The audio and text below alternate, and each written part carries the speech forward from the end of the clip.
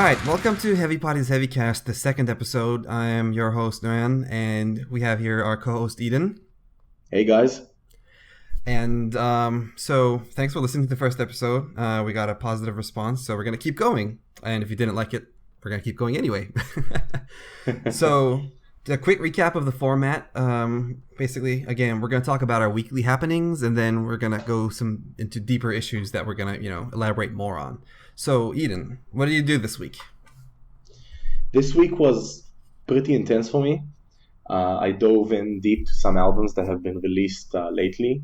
Mostly I listened a lot to Caspian and their new album, Dust and Disquiet, which is a very, very good post-rock album. In the same vein, Cloud Kicker, Ben Sharp, he released his new album this week. So I dug a bit into that. I haven't had the time to fully digest it yet, but it's a very interesting album. I think we'll talk about it maybe a bit later. And lastly, I listened to a lot of Ulvesang, which I wrote for the blog about. They're this neo-folk band, and it's funny. Last week I said that it's hot and sticky here, but 24 hours after that, a storm came. And now it's full-blown winter, I guess. And so I really dug back into Ulver and all this neo-folk stuff to fit my mood. Makes sense. I was in a more technical mood this week, I guess. I listened to this band I discovered on Bandcamp called Diminish the Gods. They're basically within the Ruins and Veil of Maya during their first albums era. Just technical deathcore. Yeah.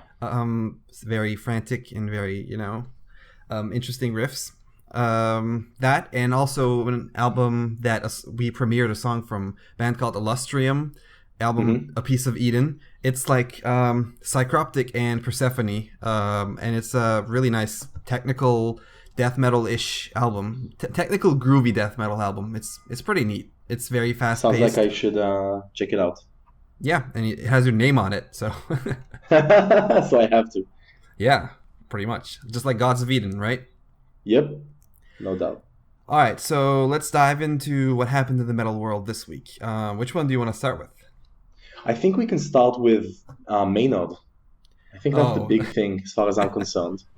I mean, it's a big thing, but I don't have a lot to say about it. Just to recap how I think extreme our community is becoming, in the sense that there's no black and white anymore, and people can only hold one shade of opinion about each subject at a time. I'll tell you what I mean by that. White metal has never really been a thing. It's always been black metal. Yeah, so what happened is, if anyone isn't aware, Maynard, aka the mind behind Tool and Pussifer, one of the most. He's a great musician, obviously, but his projects are always overhyped and oversold, and he has this aura of legend around him. So he interviewed and he said that Tool fans are, and this is his words, not mine, retarded, and they take things too seriously, and he doesn't want anything to do with them. I mean, to be fair, Tool has always, to be fair, not to him, but to the fans, Tool has always had this aura of, being very too deep for you, very transcendental, and very, more than just about the music. They've always had this image. Their album art has always been, very interesting. Yeah. Their videos and whatnot. They've always been a more deeper kind of band. So the fact that they would foster that kind of fan base is not very surprising to me. Yeah, I mean, what do you expect when you write songs about opening the pineal gland and the Fibonacci sequence and, smoking marijuana to expand your horizons? I mean, these are the type of people, for better or for worse, that you draw. And I do think the Tool fans, I like them. I mean, I'm not a big Tool fan. There are albums which I really like, but usually I find them to be intelligent people who are willing to discuss the music and the meaning behind it. But then what happened is even more interesting. He sort of started backpedaling, citing the ever-potent context. You took it out of context. Oh. I mean, you used the word retard. There's not a lot of context to be had here. But what he said is, I meant the fanatics. I meant the super hardcore Tool fans who overanalyze anything. And that's worse, man. I mean, those so the people are actually really into your band? Yeah, people who day one purchase your albums and spend hours on the internet analyzing it, aka giving you traffic and more money. So these are the guys that are retarded. But the thing is that I saw people acting like a pendulum. So when the week started, they were like, "Oh, fuck Maynard, and I'm never gonna buy a Tool album again, and he's not gonna get my music, and I'm lucky that the Tool album is never coming because then I won't have to, resist giving him money, all that stuff." And then the second that he recanted, they were like, "Oh, he was another victim of the media and press, and Yeah. how I hate it when they do that." I mean, can't you hold a complex idea in your head? Isn't it possible that he means both those things? That he, The the yeah, go reaction that ahead. I've seen was more like, "Oh, he's totally right. Fans are always extremely demanding of musicians, and musicians need their time to breathe and whatever." And people who were on this side of the argument also kind of like dismissive of the way he phrased it. They were just on the side of what he meant, but they didn't really dwell too much on how offensive the way he phrased it was. I think that the last thing I want to say about this is that I'm waiting for the day that the musician says something like this, Yeah. and his recanting will be something like, "You know what? I'm a person, so this is what I thought on Monday at 5 p.m. And now when I think about it, I kind of agree, but also this, and be more complex. It's not I support it or I don't support it. This is what I think, this is what I don't think. That's not how people work." He thought about that when he was giving the interview.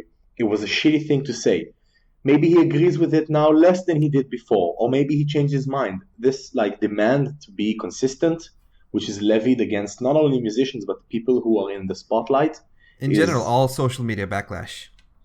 yeah, completely. It like tries to catalog someone, and then when that person doesn't react exactly in the same way that the label demands, then people just they flip. Like you can see people Yep. saying different things 2 days apart just because they have to be on some side. So just if we're gonna summarize this, just suspend judgment and wait for things to unfold, and maybe hold subtle opinions in your head before choosing one side over the other. I mean, Yep. Speaking of suspending judgment, After the Burial put out a new song this week. yeah. I'm sure most people are aware of this, but one of their guitar players, Justin Lowe, he had some mental health problems earlier this year, and he was lost for a while, and then he was found dead, and that's a huge shame because I think he was a great guitar player, and I really looked up to him. He's the reason he and Trent Halfdahl, the other guitar player for the band, were the reason I actually got into extended range guitars. And it was a huge shame because he was a member of the community, and the band the band had declared that they were going to keep making music, but they needed some time off. And out of nowhere, they just post this new single. And apparently, they recorded the album in June, which was before Justin passed away. Yeah. And that's really, rough for the band, I think. But so the song is one of their more chuggier songs. They always do this, every album has one or two songs that are like just chugs, very heavy, and they do it well. Yeah. They do it really well, and the production on this single is better than anything they've done before, and the vocals also sound way better. Because I think Anthony, their vocalist, he's always good live, but he was kind of lackluster on albums for me. But finally on this one, it seems like he's taken his live energy and actually put it on record. But anyway, the song is more chuggier, and to me, while it's a good chug song, I think that's not where the band's strength lies. Their more technical, shreddy stuff is what makes them really incredible to me. So I'm going to suspend judgment because this could probably just be one of the songs that are more the crowd pleaser type of songs, and the rest of it's going to be great because the last album was like that. But Yeah. yeah, it's I rough, think we need man. to also remember, a lot of time bands put their weak leg forward when they release singles, which I Especially guess makes Sumerian bands sense. do this a lot. Yeah, Sumerian they do, Records they bands do. always put out the chuggy single first. Yeah, they do. But I wonder how this unique situation that they find themselves in affects how they release the album. I mean, I would be less inclined to, utilize media tricks or stuff like that when I'm releasing material that Yeah, was partially written because and it's recorded by someone I loved and passed away. I mean, yeah, exactly. Yeah, you want to preserve his yeah, original exactly. work. And if you go and read the tour journal that we posted like almost a year ago by William, one of our photographers in Australia. He joined the After the Burial and Yeah, Born of Osiris, was it it? was called Defense Sumerian Corps. Yeah, how I learned to defend Sumerian core and my life Loved turned them. around or something like Yeah, that. something like yeah. It was And a great the passages, series. yeah, it was amazing. And the passages that involved After the Burial, both Justin and the other guys, they seemed so, I don't know, almost, I want to say They're human. like They seemed, brothers. yeah, exactly. They were so tight and they were so nice to William as well. Like tight but not exclusive and very open to welcoming people into this family of theirs.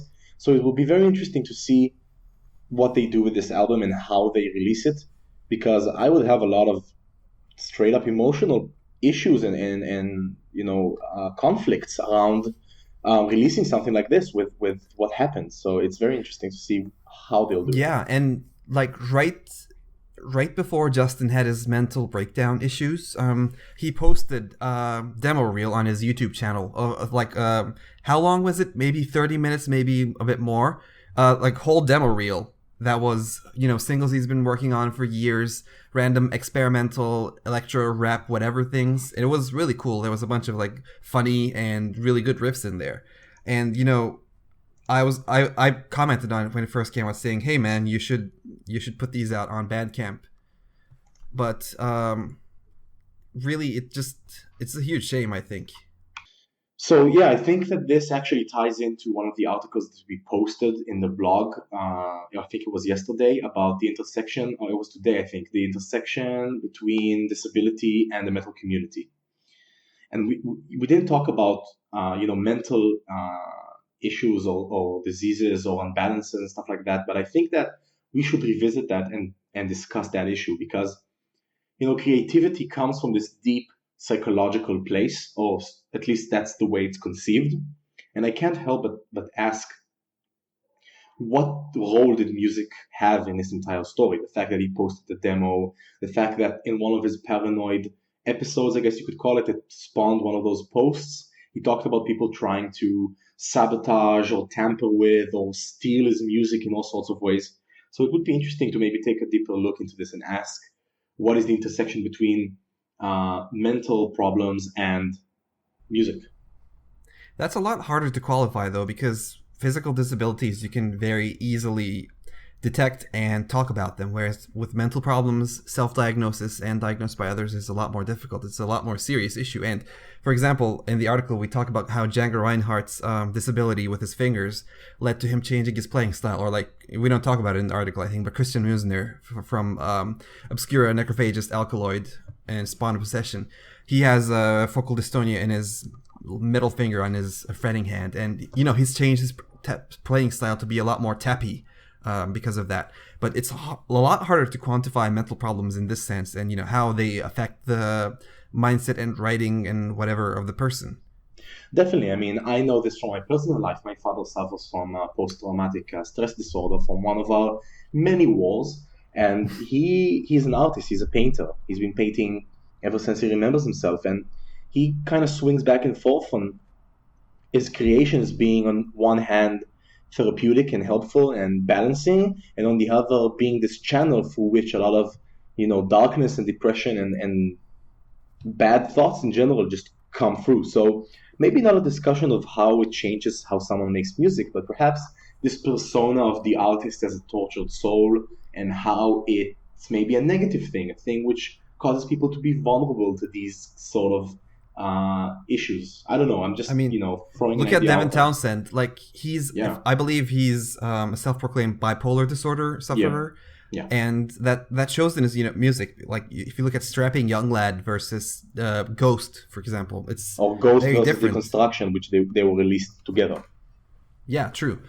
So there's definitely a lot to explore there, but it's a lot harder to go deep in and talk about in a sense. Definitely. And actually, I think this kind of segues pretty well into Cloud Kicker, because for me, I'm Okay. gonna keep doing these segues, and I'm gonna explain myself. I didn't just do that for the segue, because Cloud Kicker for me has always been a very emotional project, because Hmm. I listened to Beacons. It was maybe the first time that I logged into the metal community. Yeah, so someone just recommended the blog, one of my friends, And then when I opened the blog, Beacons was, I think it was a review or maybe a post about it or something like that, or maybe it was even something archived. But I just clicked on it and it sort of went in blind, and I was blown away by this album. And it was, again, we talked about this last time, but it was a really tough time in my life. And Beacons sort of became for me an example of how an album can make the listener feel better, because it gave me this place to channel my aggression and channel my depression. And because it's instrumental, it sort of became like this open canvas into which I could read basically whatever I wanted. And so that's my mental state, emotional connection to Beacons. And now, when he's just released this week. How do you even pronounce it? Ben Woom? Sharp, Cloud Kicker. Yeah, so Woom, W-O-U-M, and W-O-U. Yeah, I have no idea how to pronounce that. let's call it Woom Woom for now. Maybe it's a play on, womb, the anatomical part. But anyway, so it's very different than Beacons. It's more similar to Let Yourself Be Huge. And it's all about this intimate, close, homely feeling. And this is why I segued into this, because I think that Cloud Kicker albums have a lot of sympathy and connection and emotional weight for me. And honestly, I don't know why. I don't know why they move me so much. I mean, it's not the most complicated music you can find, and it's not the most original music you can find, but something about it just vibes with me. Whenever I put on one of his albums, it just takes me to these emotional places, and I think that's very interesting. Yeah, Cloud Kicker's very interesting in that sense because, as you said, if you look at it on a very surface level, there isn't a lot of complexity or originality or whatever. But a lot of people agree with you in that how they're put together and the end result is very emotionally effective for a lot of people. And he's seen a huge amount of success because of this. Even he's an independent artist, but he has played together with Intronaut as his backing band, right? Mm-hmm. And he's put out how many? I'm looking at his Bandcamp now. It's like 14 pieces of 14 releases, basically. I don't know how many of them are EPs versus full releases, and Blood Music printed physical copies of one of his albums. And the reason we're talking about him right now is that he made a little bit of a wave in the scene, if you will, when he said that he would not be releasing physical copies of his newest album. Yeah, and he's always been on this, I don't want to, it's a bit cliche, but the cutting edge of how you release music, because that album that Blood Music printed didn't require his permission, because he published it on Creative Commons, which is a license, a sort of IP license, which allows people to reuse your material. And they went ahead and did it. And I remember around the time that they announced it, it wasn't clear how he felt about it. He said, I can't stop them because it is Creative Commons, but I wish there would have been some consultation with me. And then they decided to give him a piece of the earnings. And now he decided to go back to releasing everything digitally via Bandcamp. So I think that, I don't know if he's actually experimenting, if he cares. I just think he goes with his gut and what feels right for him. But maybe that's a more honest type of experimentation, not just artificially imagining how this would impact the community, but sort of saying, what, I don't want to release physical copies anymore. Here it is, a digital album. And maybe next year he'll release another album and say, what, that was a mistake. I do want vinyl to exist for this release, so here it is.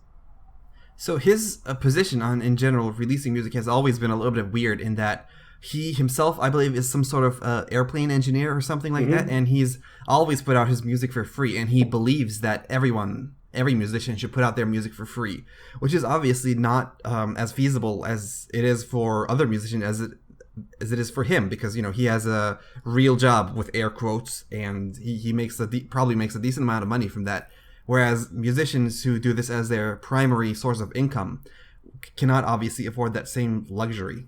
So what do you think about that? Yeah, this saying always pissed me off, because immediately what jumps into my mind is these articles on all these well-being sites that say, oh, I quit my job and went traveling around the world, and so should you.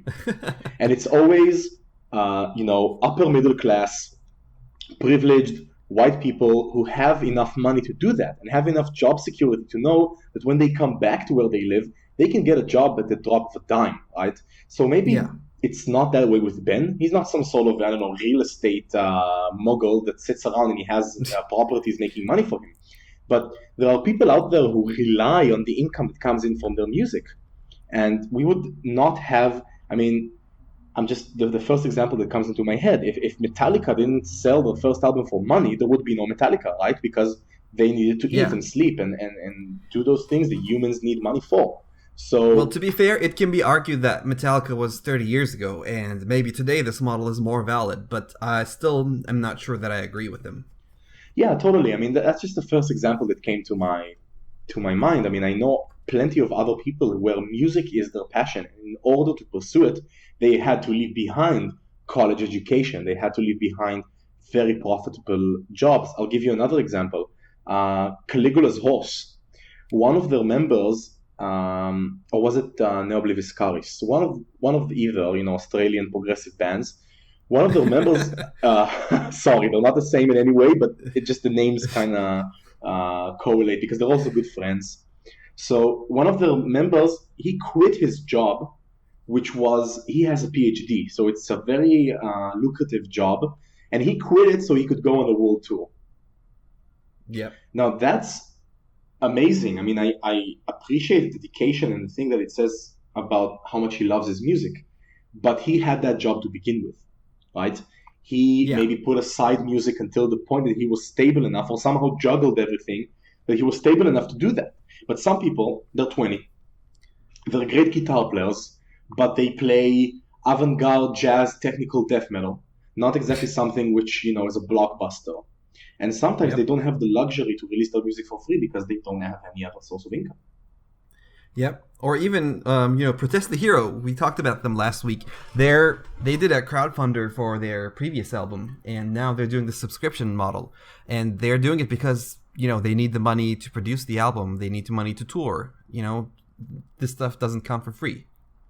Yeah, I think this is also a very big gap in how we perceive what bands do and what actually goes on. I mean, I've never been on tour, but from the behind the scenes look that I get, it's a lot about saving money, eating cheap, sleeping cheap, and just trying to get by. There was this article about that band that blew a few tens of thousands of dollars on their tour Yep. and went The completely founders of bankrupt. Patreon, actually. Yeah, exactly. So, uh, oh wait, so they blew other people's money? No, no. That story was separate of their founding Patreon. Okay, so that's kind of insane. I mean, Yeah. the fact they were irresponsible and they needed the budget and all that stuff, but still, the fact that that can happen, that someone can go on tour and it costs so much to do that, is something that very few people understand. I mean, when And I interviewed Leprous a couple of years ago, before Cole came out, I talked with Einar Solberg, and he had said that they cannot afford to tour America because they can only afford to tour in Europe at that point in time. There's travel costs, there's equipment costs, there's have to get a visa and everything, the gas costs. There's so many costs associated with touring, and some bands just can't afford that, and they have to pay out of pocket or if they're not a big band, they'll just make a like $10 per show or maybe less for the entire band. And they have to live like shitty lives. They have to sleep on the floor of their fans. They have to like not shower. They have to eat like terrible cold cut subs bought from like Walmart, stuff like that. And it's a miserable life for a lot of musicians, and the struggle is real basically. yeah, definitely. I mean, I've been thinking a lot this week about Brian Shields, who was Yeah. an editor for us, a weekend editor, and he passed away in January, I think, of this year. Yeah. And what he used to do, I mean, we always talked about him as this big supporter of the metal community. And when I try to parse it for other people and to explain what he does, he basically just every single band that came through the Bay Area knew that they could sleep at his place and that Yep. he would feed them. And even the less glamorous thing of just taking them out, and for God's sakes, they should have an evening, paid for that they can have a beer and relax instead of being stressed out all the time. So it just really shines a light on the type of basic things that musicians often can't afford. And then going to these people and telling them, oh, music is a pure art form that channels your emotions and it's a human thing and it should be communicated freely. all right, these ideas are nice, but at the end of the day, they're already in a bad place. So they need to do what they can to make that place a better one.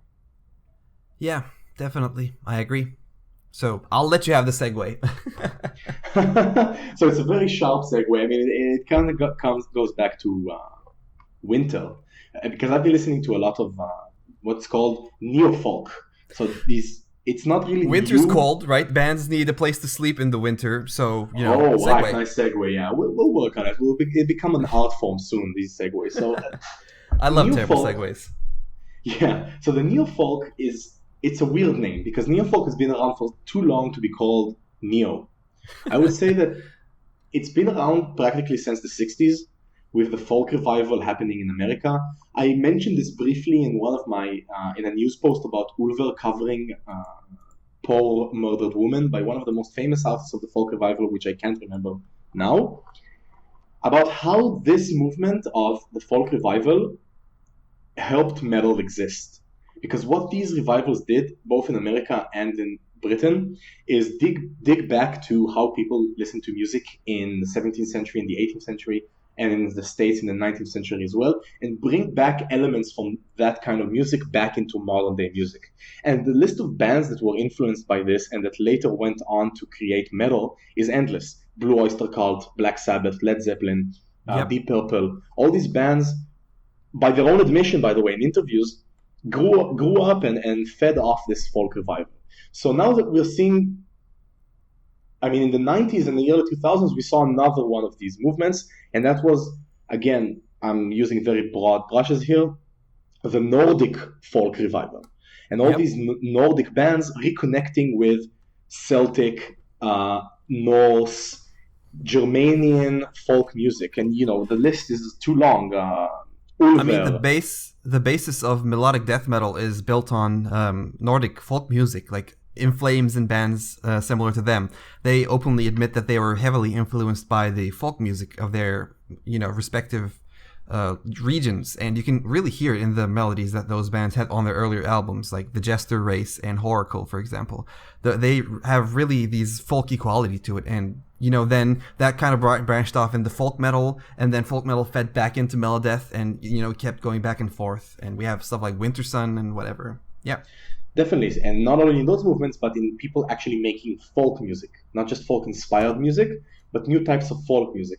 I'm going to write about this for our Unmetal Monday post, but one of the most important albums in this relation is Kveldesanger by Ulver, which means a song of the twilight in English, and it's sort of redoing folk with all these weird choirs and all these dark passages. So we saw this resuscitation, and we're sort of seeing it again with bands like Ulvesang, which is the band I listened to a lot this week, just reconnecting to what folk means. So there's a lot of paganism. It's called Ulvesang, which is the song of the wolf, and the album is ridiculous. It's like the Latin fasces, the leaves, the branches with the axes, and a spear, and a rune like necklace, and the wolf howling at the moon. So all these cliches, but it also has this irresistible air of grandeur and melancholy, and a world lost and nature, and it's just end of the day, when it's raining, just put it on and sit and look at the rain, and honestly, it's just one of the most moving things I've experienced. I don't go that deep into like pure folky stuff, but I do listen to a lot of folk influenced black metal and folk influenced prog metal, like Arcona, Wintersorg, Borknagar, Enslaved. I love that stuff. I generally love anything that comes around from Norway and is progressive, basically. And Enslaved is not that folky, but they're hard to describe at this point because they're not really black metal. They're just progressive metal that has black metal and folk metal elements. But Arcona are a very underrated band, and you like them too, right? Yeah, I love them. You turned me on to them last year, I think. Yeah, their album Yav. Where are they? Were they from? Were they? They're not from a Scandinavian country, I believe, but they're some Eastern European country. I can't remember.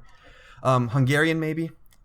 Yeah, I don't Regardless. remember right now, but I mean, all of Europe is, I mean, everywhere basically, but Europe especially is just sunk in these influences. And I think that, we talked about black metal last week, and it obviously has a lot to do with this. But this is maybe a channeling which is more positive, because it says we are about the music. And sure, all the pagan ideas and all that stuff is great, and we needed to make this music, but we are about resurrecting the music, and maybe a pushback against, the Americanization of metal, and saying not everything has to be American, not everything has to be even, British. It doesn't have to be like this, and we can draw from all sorts of influences, and the local influences is something that we can use to find originality in our lyrics and our writing and our composition. And you kind of saw that with the late 90s, early 2000s, with the folk metal and very folky melodeath movements. But as you said, there's now even, because the folk metal thing is kind of cheesy and very, very mainstreamish, but now there are these bands that are coming out that are even abandoning that type of thing and are more experimental and more truer to their folk sound, like you said. Definitely. I would be remiss if I didn't mention one of my favorite projects called Leaf Blade, which actually has Daniel Kavanagh, Anathema. This is my week's quota of mentioning that band. He produced The Kiss of Spirit and Flesh, which is their latest album. It's just him and a friend of his. And it's this, I'll go find his name because he's actually behind this project.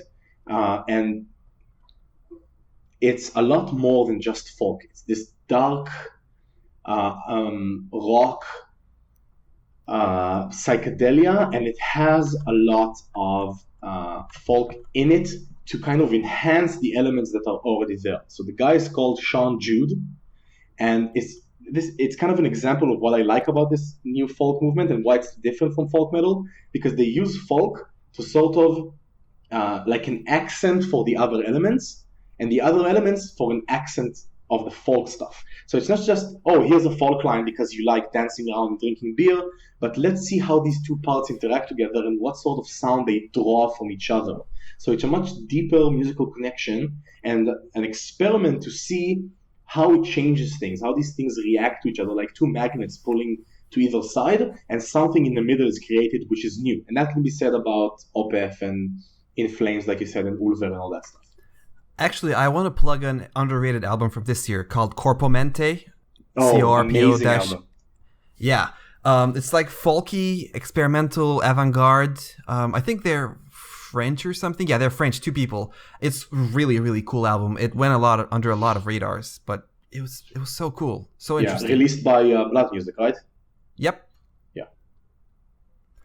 Oh, speaking of blood and music, crowdfunding. Since we mentioned it, and why is crowdfunding a meaningful segue? Because, these artists put out their blood, sweat, and tears into the music, and crowdfunding helps them with this, and so they lose less blood. Blood music, right? I think you missed a better segue here that is actually, about the content of this, because Blood Music has been a label that has been very interesting to watch, because it's run by this one guy.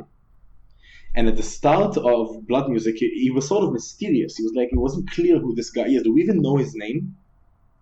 Now we do, I believe. I've emailed with him before. Yeah, so when it started, we didn't know his name. And he kind of enjoyed this unprecedented and unlooked for success, which completely flooded him. And he did these grandiose projects. He's now doing the Emperor box set, which has like 30 albums and reissues of the art and stuff like that. And he sort of kind of collapsed, and he talked about doing physical damage to himself because he worked so hard. He was in an accident and he didn't even go to check it out, and he like posted the x-rays on his Facebook. He's like, my shoulder is dislocated, but I still have to make the pressings and stuff like that.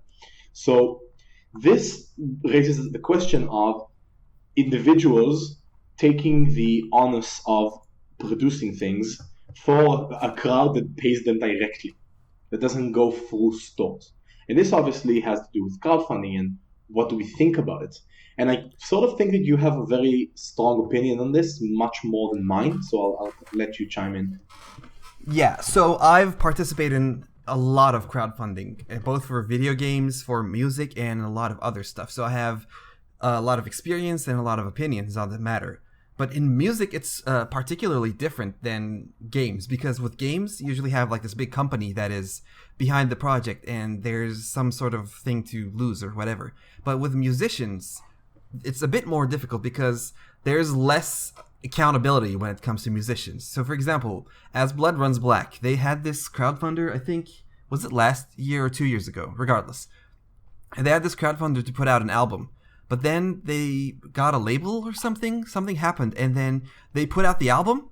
And then they didn't deliver any of their crowdfunding pledge items.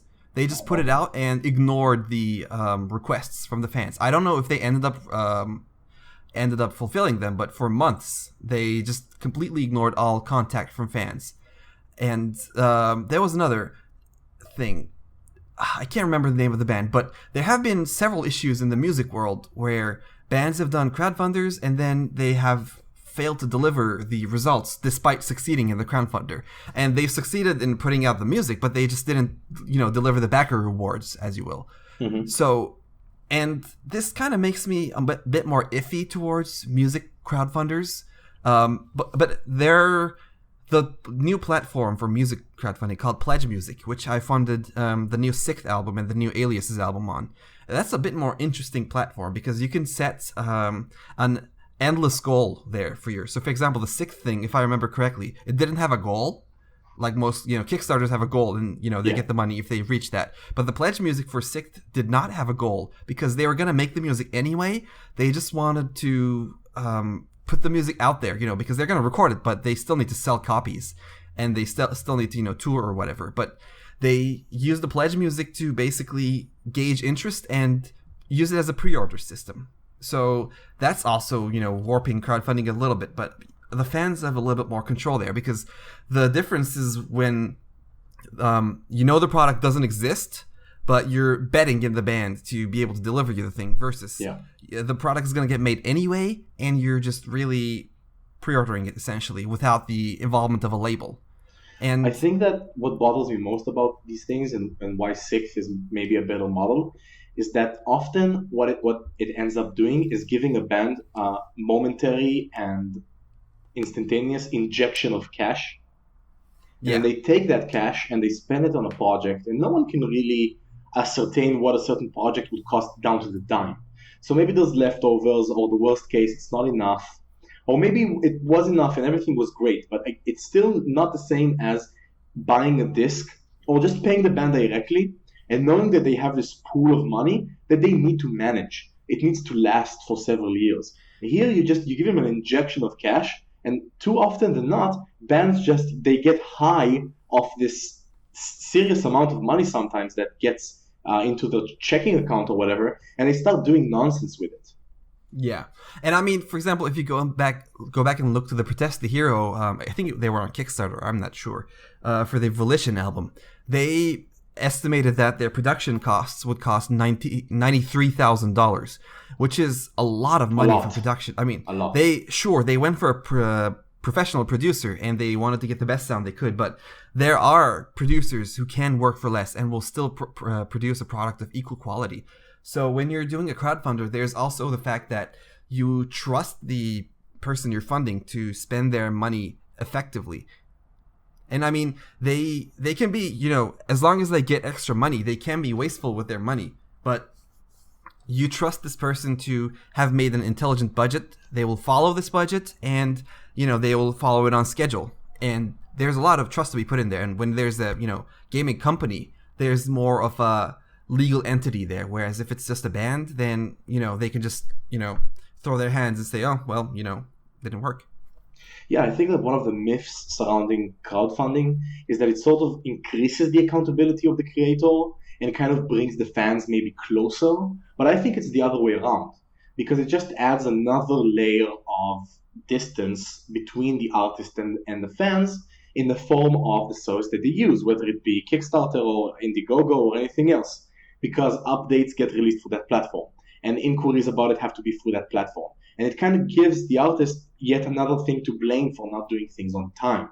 So it doesn't actually increase their accountability, especially in services where there is no accountability. Like no one guarantees, as Kickstarter always says, this is not a store. You don't come here to buy a product. You're investing.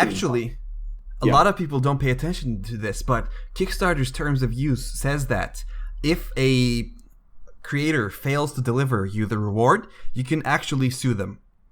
Yeah, but Kickstarter there is no won't give you a refund. Yeah, Kickstarter won't be involved, but you basically you're having this contract and you will have grounds to sue. It's not something where it's a donation and you hope to get a result. It's actually there's a concrete transaction happening there. Of course, who's going to bother to sue for like $5 they paid for whatever? But exactly, and even if they would have bothered, no one knows that exists because that's not the reception and image of these services, right? They're considered, it's cool, it's startup, it's techie. I'm getting also, in on the ground floor and stuff like that, but it's not true. I want to go back to the thing you said about how the Kickstarter changes the process for the release of information and whatnot. Because the thing is, like when you have a normal album, what happens is either the band keeps like posting on Instagram saying, "Oh, hey, we're recording guitars today, we're recording whatever," and then they have a single out, and then with the first single they say, "Oh, the album is releasing in October, whatever." Or the other way is that the band just randomly out of nowhere drops a single and says, "Okay, our album is going to be available next month," right? Those are like the two big ways to do it. But with Kickstarter, you have to constantly give updates to your backers, and that kind of changes the way you do PR towards your fans. And that the way you do PR also kind of changes the way you create your product, because you have to constantly have these incremental milestones that you can show to your fans and be like, "Hey, we recorded this riff today, and here, have a snippet from this song," or whatever. Whereas with album recording, you can, with traditional marketing, you can just put out whatever you want to put out, and it doesn't matter. It's going to create hype anyway. Whereas here, you have this sense of accountability, and you have to live up to that. Definitely, and I think that we would be remiss if we didn't mention a service that we already have, which is Patreon. Yeah. And I don't think anyone has really cracked the intersection between that and the music community. But I back several comic artists via Patreon, people that I like to draw webcomics. And it's a really good system for that because it allows them to give you an insight into their creative process. And it's very easy to release teasers.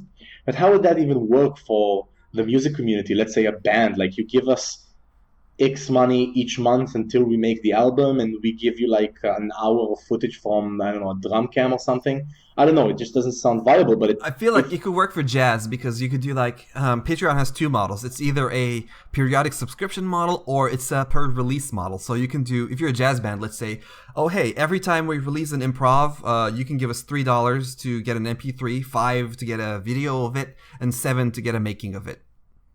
Yeah, that would be cool, but that, it's a very specific band model, right? It wouldn't work for metal, for example.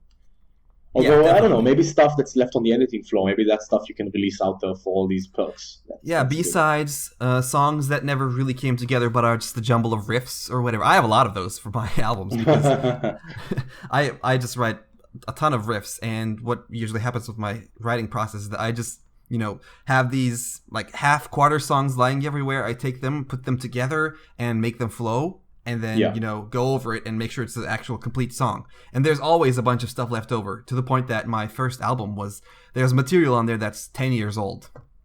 Yeah. So I think that the last player that needs to be brought into the equation here are labels. Because this obviously... Yeah. So this is the narrative, right, that it threatens the labels. But I kind of want to put a question mark around that and say, why is that the case? Why don't labels use crowdfunding to crowdfund their bands? Why isn't it like a roof for all these bands? I'll tell you how it works in another community that I use crowdfunding for, the role-playing game community. Yeah. It's become very popular. Onyx Path Publishing, which is sort of like the successor for White Wolf, uses that to fund every single book they have, and they always get funded like 200%, 300%, like 24 hours after the release. So let me give you two things here that are relevant. This also has started happening in video gaming, where especially when old famous creators are coming back to make spiritual sequels for their games, they're asking for about 10% of the budget from Kickstarter, and they say that, they have a deal with the publisher if they can show that there's interest towards this project. if the Kickstarter is a success, then the publisher will back the rest of the money. So you see like Kickstarters for $500,000 making this grandiose game, but actually there's $5 million behind it. It's just that, they show that to the fans and gauge interest there. So, the producers are involved in the Kickstarter process there a little bit, but a reason that they're not more involved is because Kickstarter takes about, if I remember correctly, somewhere around 10 to 30% of the money you receive. So when you do a Kickstarter, a significant amount of money is gone for A, taxes, B, Kickstarter's fee, and C, actually delivering the rewards.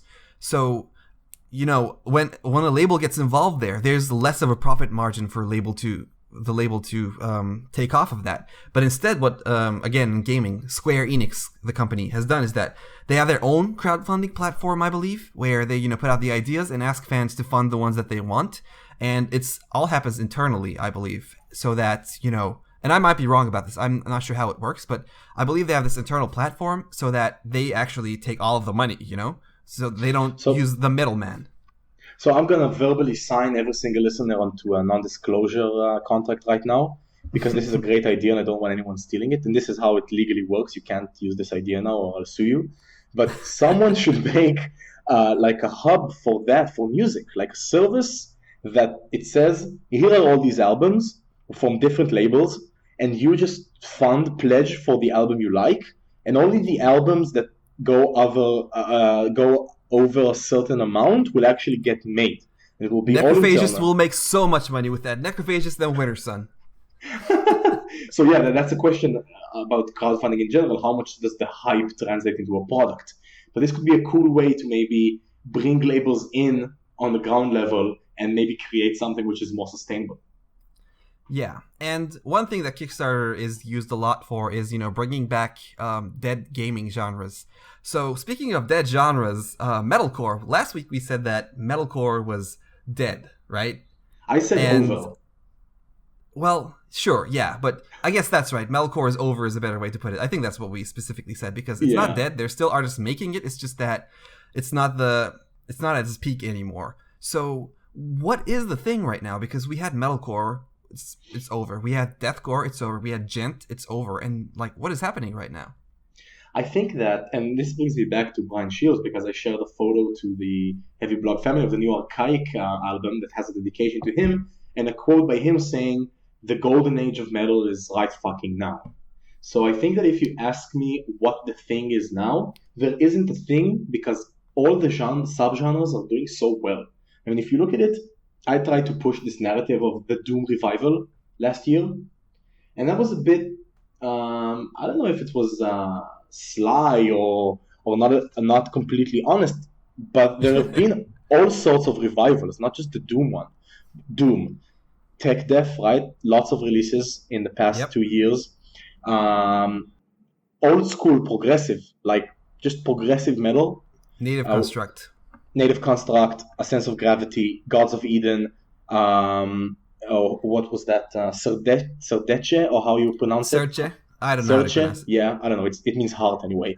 So all these classic prog releases, and we can keep listing albums that suddenly all these genres are coming back. And I don't think it's a matter of coming back. I think the community is in a really, really good place as far as creation is going now. If you ask me why, I'm going to suspend my judgment and say that I don't have a clue, because it's very hard to...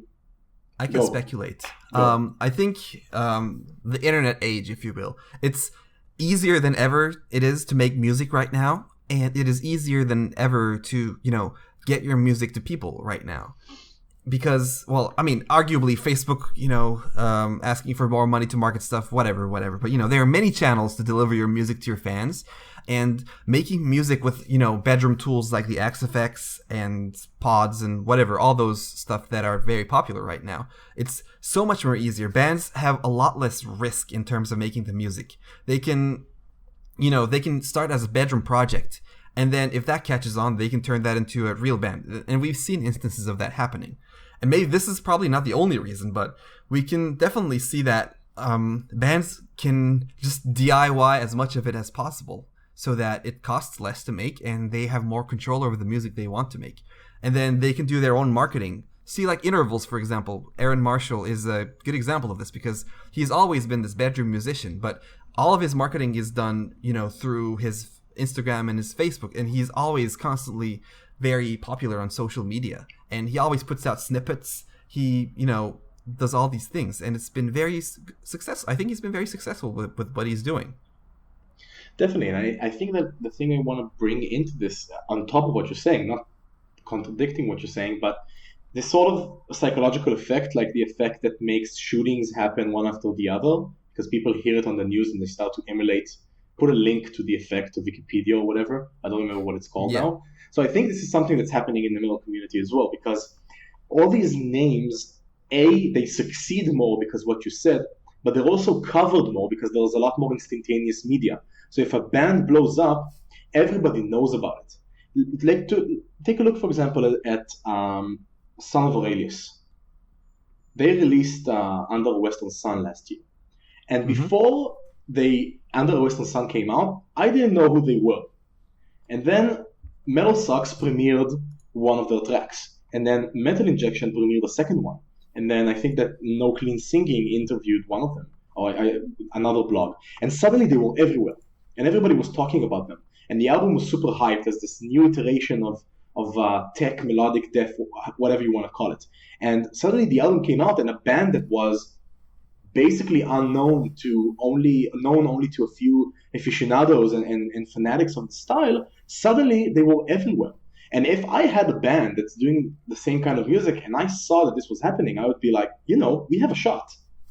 Yeah. We have a shot at doing this. I'll give one more example, and then I'll hand the mic over back to you. Kid Brown, one of our contributors, he's in a band called As Oceans.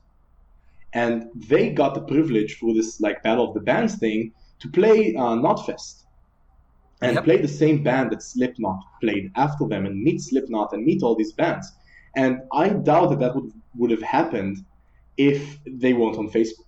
So it's not that the contest wouldn't have happened. It's that the variety and the belief that a band has that they can win this because they see other people who are exactly like them winning this creates this domino effect. So in 2010, 2011, you have a few good releases, maybe a few Doom albums, a few Tech Death albums, and then people start to collectively believe that this is something that can happen. And all of a sudden you get this slew of albums, 3-4 years later, which is the time it takes to gestate, and now you're on a roll. And if this roll can keep going, then we can go into better and better places and have more and more good music coming out. Yeah, definitely. And it feels like we're kind of, as you said, entering a new age of metal. And in fact, we could say that this age of metal comes after the previous age of metal, aka it's a post-age, post-metal.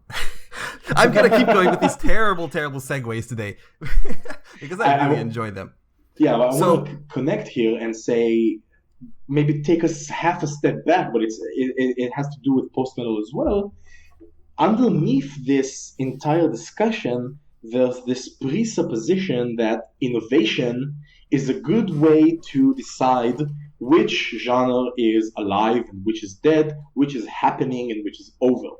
And I agree with that, but I kind of want to look at it and post a question mark above it because, I don't know, there are a lot of good thrash bands. None of them are innovative, but I wouldn't say that thrash is dead. So, I mean, if you look at the most popular, what is most popular and most mainstream, it's definitely not, it's almost never going to be the thing that's most innovative. But what innovation drives, I think, is the, the small pocket scenes that we talked about, Tech Death, for example. There's been a change in how Tech Death is made over the past, 5 or so years.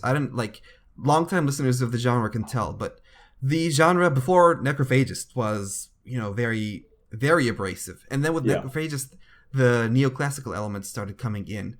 And then we had the Faceless, which kind of brought that towards a little bit more with the deathcore sound, a little bit more approachable sound. And after them, people kind of took influence from them. But given that, the genre just branched out. We have the very...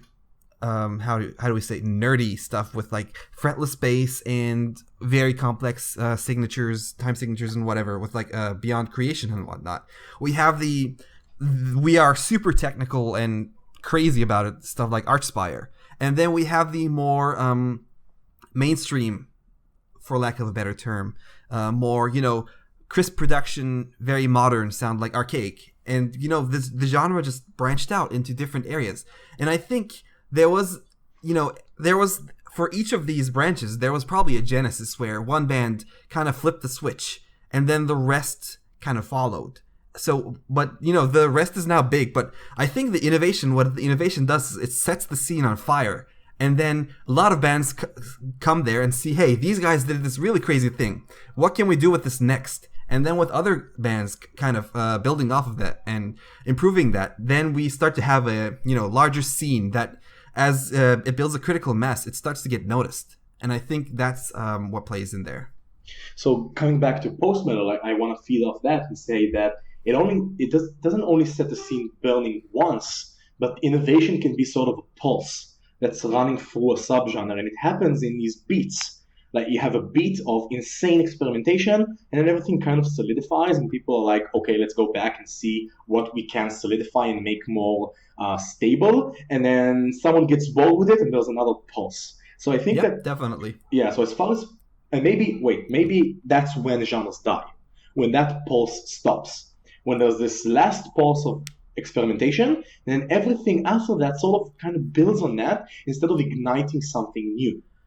And I feel like it's when the genre becomes too big that anyone lighting their individual fires can't catch the whole thing on fire anymore, for lack of a better analogy. The genre becomes so big that a lot of people there are more copiers than there are innovators.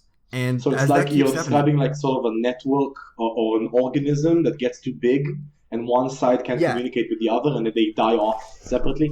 Exactly. It can't evolve because the population becomes too large. The mutations that when the population was smaller, mutations in the population will have long-lasting effects. But the bigger the population becomes, the smaller a percentage of that becomes the mutations. And the mutations cannot propagate through anymore. And the genre is just too big to change, and then it just kind of dies out. This has been the science corner. So back to post-metal, I think we are seeing a pulse happening right now, or maybe it started a year ago. And me and Nick, we want to write an editorial about this and talk about the second wave of post-metal, air quotes. Because you had the first wave, which are the famous bands, Neurosis and Isis, Red Sparrows. Maybe in the post-rock area, you could put in Mogwai and God is an Astronaut and Explosions in the Sky and all that stuff. And now we're seeing, when we say a post-metal album now, it doesn't sound like Isis. If you take a look at Mouth of the Architects or A Swarm of the Sun and albums like that, or Dumb Saint, which I reviewed for Thursday, it doesn't sound like Isis. It doesn't have this monumental, monolithic feeling. The riffs kind of crush you down. And Isis had a lot of other stuff as well, but it seems as if the emphasis has turned towards the ponderous and the melodic and the spaced out instead of the riff-centric and the heavy and the abrasive. But there are still elements which are in common and similar, so we can still call it post-metal, but it does new things. And it's sort of become the fad, and we see a lot of bands doing this type of thing, and that kind of feeds into our theory of, because post-metal never became the next big thing.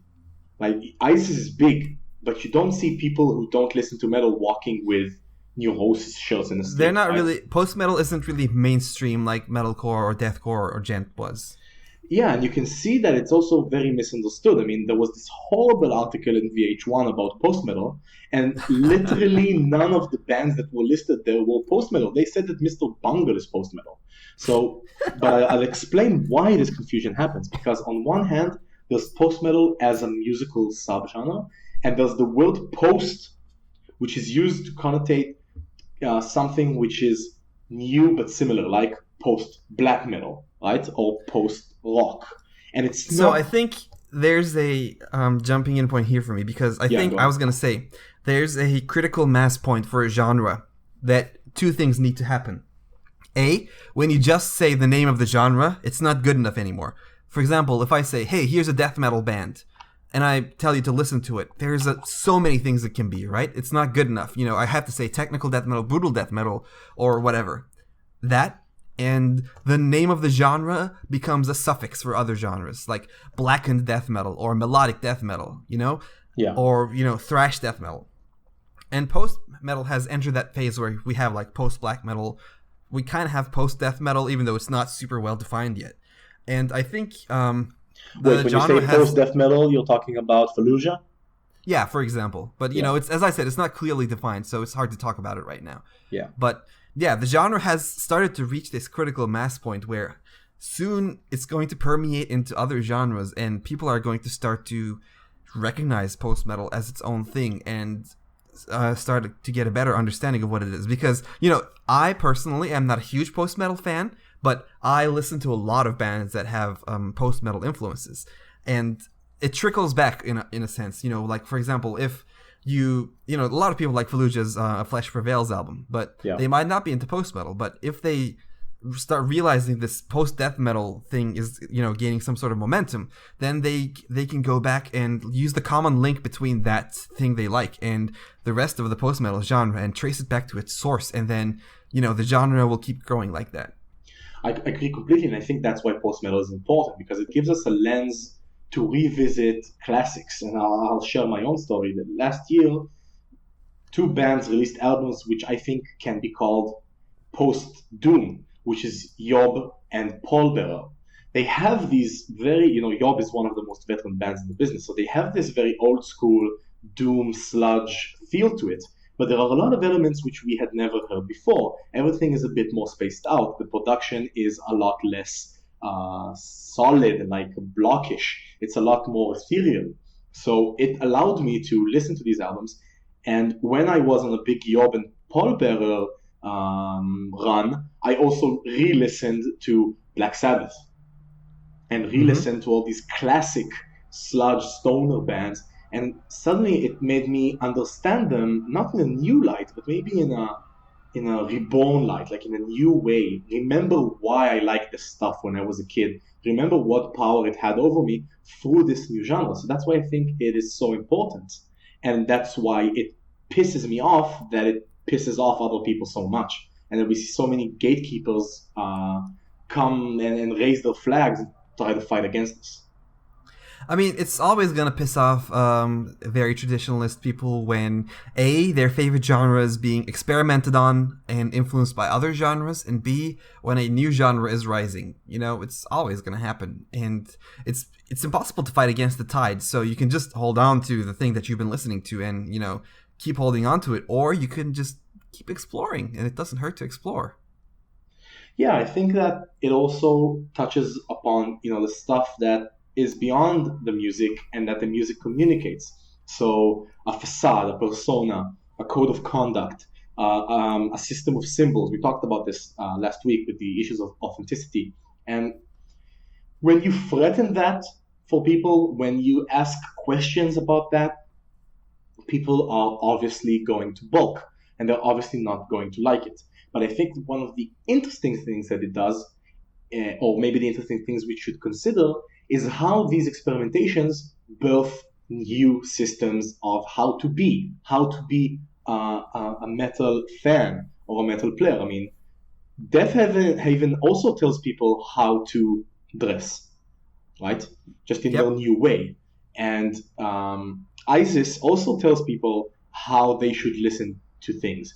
One of the best examples I can give are the adjectives that are used to describe metal. The adjectives used to be angry, brutal, heavy, shredding, face rebellious, fuck the system, all that stuff. And now the adjectives are sad, depressing, post, lost, broken, all that stuff, contemplative, meditative, introspective. So the entire sense of what we get from the music and why we listen to it has changed. Does that mean that I can't be mad as all hell when I listen to Mouth of the Architects and just want to smash something, and I'm just as, air quotes, fucking brutal as someone who listens to, I don't know, At the Gates or Morbid Angel. Of course, it doesn't mean that. I can do all that stuff and listen to different kind of music. But is that what the music tells me?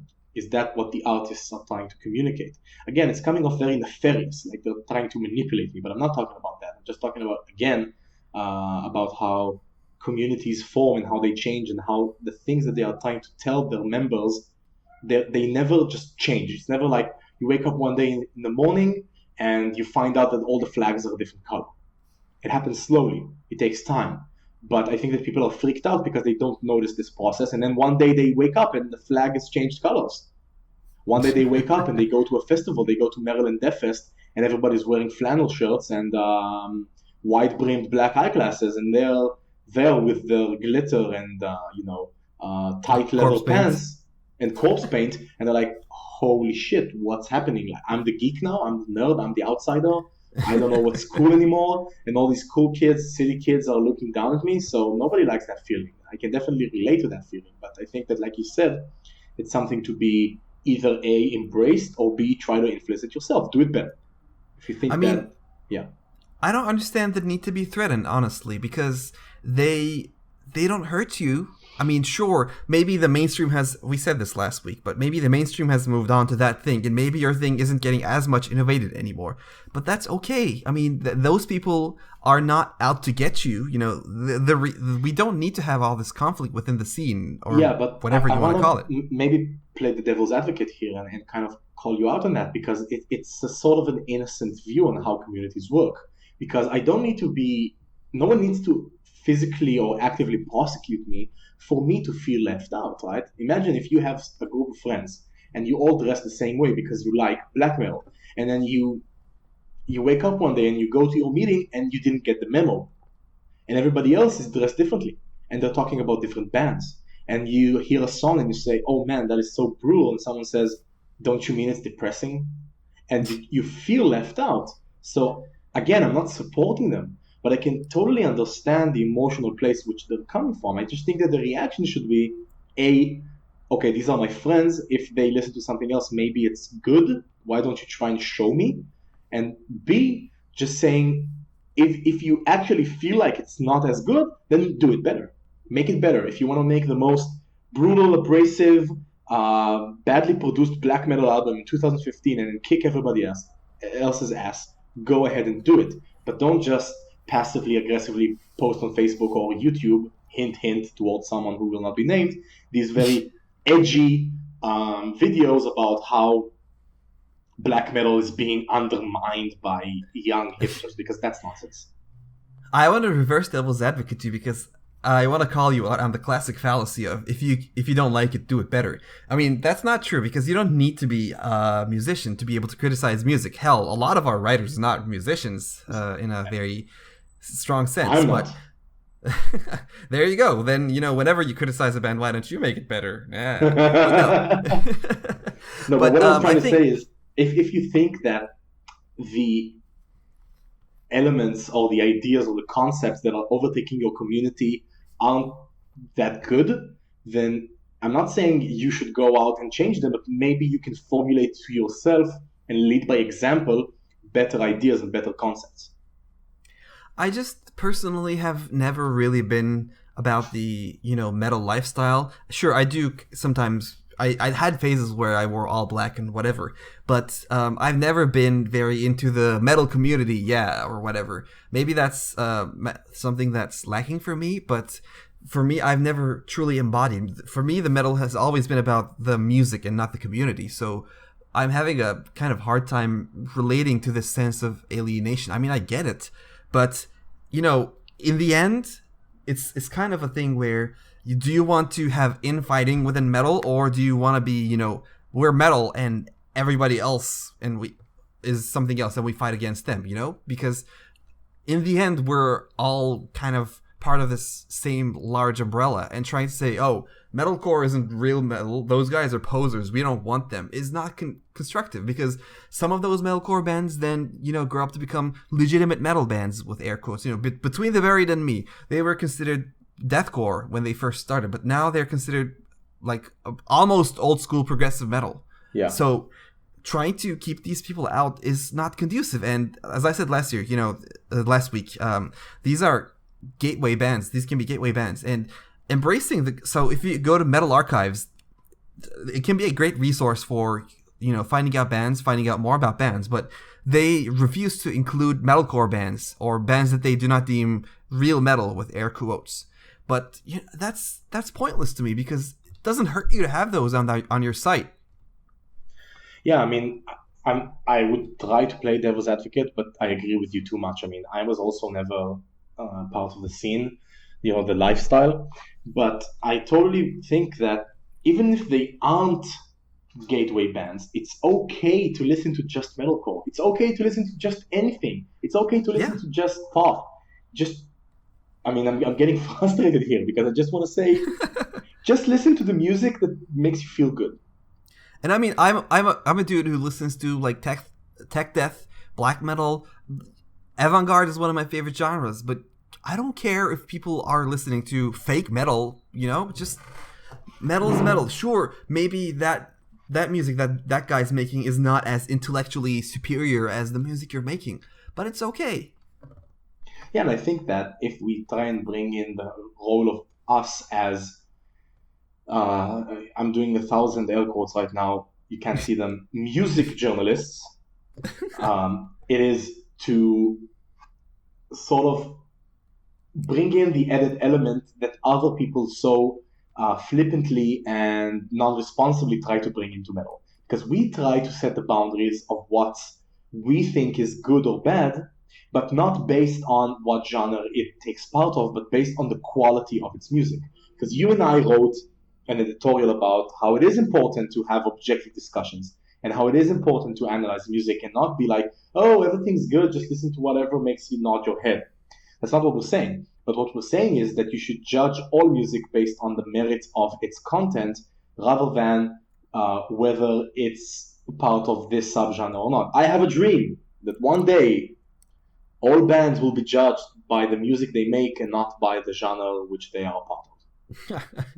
Good luck with that. I mean, it's an inherent part of human nature, right? Because to a lot of people, the music is it's not just about the music. It's about the the image, the community, everything surrounding it, and it's hard for a lot of people to dissociate that from that, especially if their identity that they build together with the music is an integral part of that. Definitely, I think it also fits in to when we listen to music. I mean, there are definitely a lot of bands that I can say, as someone who's supposedly this big internet metal nerd and listens to post metal exclusively and drinks, rarefied air from some sort of mountain, but I listen to Pantera because you know what? Sometimes I come back from work and I'm fucking pissed and I want to break stuff. So I listen to Pantera 5 Minutes Alone, and I listen to other ignorant bands, because music is, like you said, a lot more than just the music. It's also the emotions and the states of mind that goes into it. And this is one of the reasons that I generally shy away from communities, because I feel that they inject this very onerous and very heavy and very impossible to shake off anxiety to everything. Is what I'm doing legit? Is what I'm doing acceptable? Who's looking at me? Who's seeing me right now doing this? And obviously, we won't go into it here, but it becomes amplified with social media and everybody becoming more visible and reporting on themselves and stuff like that. But it's always been there. It was like that in the 80s. It was like that in the 70s. When you can see footage from Metallica concerts and other bands and see how people act. And if you pay close attention, I think that you'll see their eyes like shifting to the people around them and saying, oh, wait, who's looking at me right now? I don't know. It's just maybe I'm paranoid, but it's just a feeling that I get when I hang out with these people. I did that. One last thing, I did that last night. I went to this local, it's Israel, but we're very Americanized. So we have Halloween stuff. So I went to this local bar that plays metal. My friend was the DJ for the night. And I looked at the people who were there. Some of them were in costumes, most of them weren't, but they were wearing black and stuff like that. And I constantly saw them checking themselves and seeing who's jamming what song and who's headbanging to which song. And I actually caught a girl headbanging to a song and then looking to the side and seeing that no one is feeling it and just stop headbanging. I mean, it is a very social peer pressure kind of situation, because you never have these communities that are tightly centered around one thing. Then there's going to be a lot of peer pressure involved in there. But again, to be devil's advocate to you this time, communities can do a lot of good as well. I mean, it brings people together, especially if, people are going through hard times and whatever. They can find a lot of support from their community, and communities build bands up, the local scene, the, all ever-present, mysterious local scene can bring bands into the spotlight, and bands that, interact with their scene and give back to it and take from it can succeed and become bigger. So I think the community is important, but, with every sort of gathering of people, every social construct that you have like this, you're going to have the goods and the bads. And I'm sure with your philosophical knowledge, you can draw some analogies to this. But, yeah, definitely. I mean, at the end of the day, I'm still an editor for a blog, which is a fulcrum of a community at the end of the day. And we always talk about our readership, what makes them special, and how much we love them. By the way, listeners, we love you. We love our readers. We love how intelligent you can be, and we love discussing with you. So comment on stuff. We like it. We really like talking to you. So I am a part of the community, and I didn't have to be a part of the community. So definitely, I don't think it's all trash and communities are terrible, and I'm this anarchist living alone in the mountain in Eastern Russia and subsiding off bears and stuff like that. You live in a cave, and all you see are just shadows of the metal scene. I understand it's like philosophy 101 right now. This podcast is turning into. But to get us back on track, I'm definitely not, this edgier than thou. Wake up, sheeple, see how the community is poisoning your minds. But I'm just saying, maybe, and I've been guilty of this. I've been guilty of this so many times. Me too. I mean, maybe we're all human. Count to 10, or to 50, or to 1,000. Just take a step back before you react to something to make sure that you're not caught up in this feeding frenzy, right? Yeah. You know what? You know what I'm going to do? I'm going to get personal. Is that okay with you? That's fine. Okay, so last year I reviewed the Structures album. Yeah, Life Through a Window. And I didn't like the album. And I still don't like the album. I went back and I listened to it, and I don't think it's a good album. I just want to put that on the record. But I gave it 1 out of 5. And I don't think I should have given that low a score. I think I should have given it 2 or 2.5. And I think that one of the reasons that I gave it such a low score is that I was sort of caught up in this feeding frenzy and this collective nitpicking and this sort of blood in the water, and people were after it, people were looking for it, people were trying to have this a bad album. And again, just so it's clear, I do think it's a bad album, but it was a turning point for me. It was a point where I said, maybe 48 hours later, I talked to Nick and he said, look man, I agree with your review, but you shouldn't have given it that low score. And I took a step back and I saw how susceptible I am to this sort of emotion and to this sort of bandwagoning. And I swore on that day, I didn't, but I came to a resolution that I would try to maybe distance myself a bit and just breathe deeply and draw the line between what I think and how extreme the community sometimes can make those opinions. I mean, I want to cut in there and ask, do you think the score you gave the album was wrong, or do you think the review was too harsh? Because they are kind of two different things, and we talk about this personally a lot, about how, scores reflecting the text of the review and whatnot. So do you think the review was unfair, or do you just think that the number you assigned at the end of that was too low? It was the number that I assigned. I think that the review is one of the best I've ever written, honestly. As far as word choice and grammar and how it's phrased goes. But I think that when it was all said and done, I felt this need to drive the dagger a bit deeper because of this feeding frenzy. And the score, yep. I'm being very honest here, by the way. I'm being very honest, so I hope I am getting credit for this. And you need to take this into account, that when people write reviews, they're not this paragon of objectivity. There's no pure reviewer sitting somewhere looking at the world through because you can't really objectively quantify every aspect of music. Music is a very personal and, very qualitative thing. Obviously. So the score was sort of my way to push the dagger deeper and like twist it and draw that little bit of blood. So instead of doing that, what I should have done is just taken a step back and said, okay, this review speaks for itself. I think that everybody that appreciates my opinion can get the message, which is don't listen to this album. It's not a good album. I don't need this very low score to push the knife deeper. And for that part, for the score, not for the review, I apologize formally to Structures and whoever else was offended by it. By the score, not by the review. I stand by the review. So, this is a constant dilemma that I face, like putting a number at the end of the review and, how that represents what this number means in terms of the scale of the score and how the text of the review should be reflected in the number. And I think we can talk about that in future weeks, but we're kind of coming to the end here of our time. So I want to say something that kind of wraps this all up and leaves, both us and the listeners with something to think with, in that as not only are we just authors in Heavy Blog, we're both editors. So we not only do we create content, we also kind of steer how the content goes.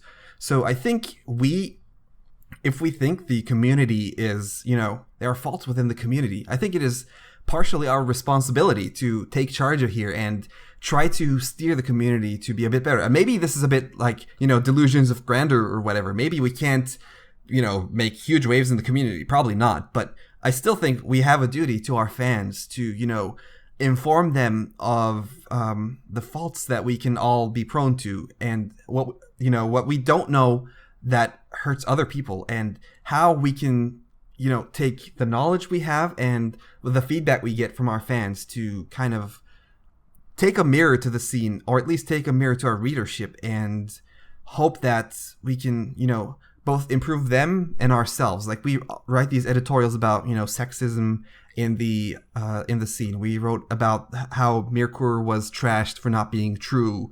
And, we just recently put out this one about disability. And, I think that's also very important. And I think we need to, these issues we talked about are issues that can be hopefully alleviated by us, pushing harder and harder to make the scene a better place, both for ourselves and for everybody else.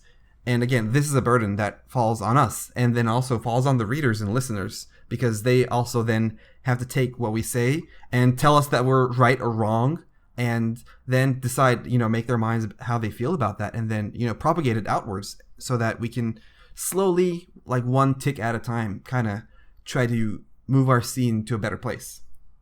I'm tearing up here, man. I mean, it sounds kind of, No. I was saying it in the best possible way. I mean, I think that is exactly the reason that I do what I do and that you do what you do. We pour a lot of time and a lot of effort and blood into this, and sweat and tears and whatever into this blog. And I think that the main reason that I do, at least, is like you said, just try and steer these things into a better place, and to the positive thing that I know and hope and am certain that metal can be for ourselves and for our listeners. I mean, maybe it sounds like we're tooting our own horn here, but I mean, we don't get money for doing the blog. In fact, we often, can barely create enough content and, whatever. But the reason I'm in this is because, I want to promote good bands, good music, and I want people to hear good music. And, that's what this is all about for me. And I want to be able to, do good for people. So say we all. Yep. So thanks for listening to us, and I hope that, we can reach people slowly and make people think. That's the whole point of what we're doing nowadays. Our new thing is editorials, reflecting on the scene and reflecting our thoughts, and that's also the point of this podcast, right? Yep, definitely. All right, well, thanks again for tuning in to the second episode of our podcast. This is Noyan, and have a good week, guys. Eden signing off. All right, goodbye. Bye-bye.